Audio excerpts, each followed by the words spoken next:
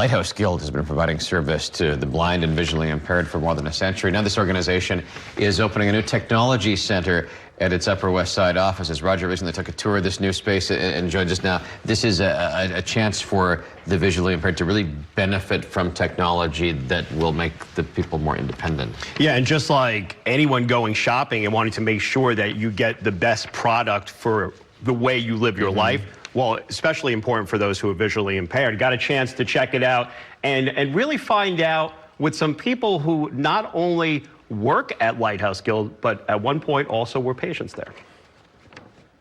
Information for students top of 5. Information for... So, you know, like I could have this read to me by the computer, and if you still have vision, you can see how it's tracking the word as it's reading, and I can speed it up or slow it down. Ed Plumacher is legally blind due to an eye disease called retinitis pigmentosa. He's the adaptive technology specialist at Lighthouse Guild, where he works with other blind and visually impaired people to assess what types of technology can best help them. The goal is to keep them working if they're working.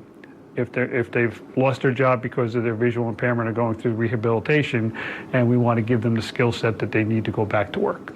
Plumacher works in Lighthouse Guild's brand new technology center, a one-stop resource where exams, assessments, and training are available, plus an opportunity to try out the latest technology for the visually impaired.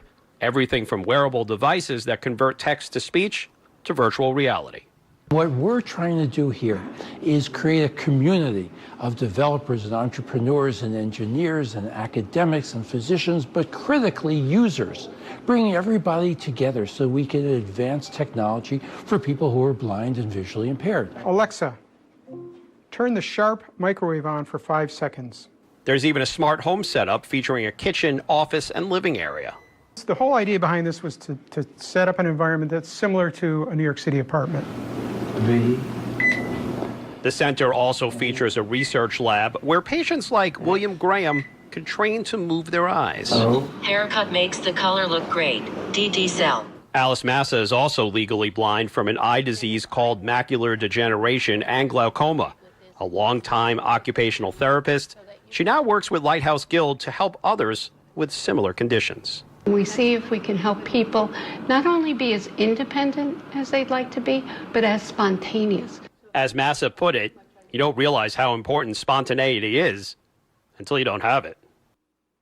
My nephew Josh, who lives in Canada, is blind, and what he does with his iPhone is remarkable. It is this tool that didn't exist a decade ago, and there's so much potential for this technology that they're leveraging here. Right, that's what Alice told me. She said that since having the iPhone is such an invaluable tool for her, and for people who are not low vision, you might think Siri is sort of a luxury or having a smart home is a luxury, but for folks who are low vision, it's huge. It's like a game changer. Yeah, and there's varying degrees of technology. You saw that they were magnifying text for those who had some degree of vision, and I guess reading text for those who have no vision. Absolutely, yeah. And in some cases, what I learned was that it's not necessarily for some people. They don't necessarily just need to have the letters made bigger to read, but also the colors and the background makes a big difference depending on what your condition is. And the stuff's for sale there, or this is more to get people familiar with it? Yeah, you can buy some of the items, but really they say it's not a store.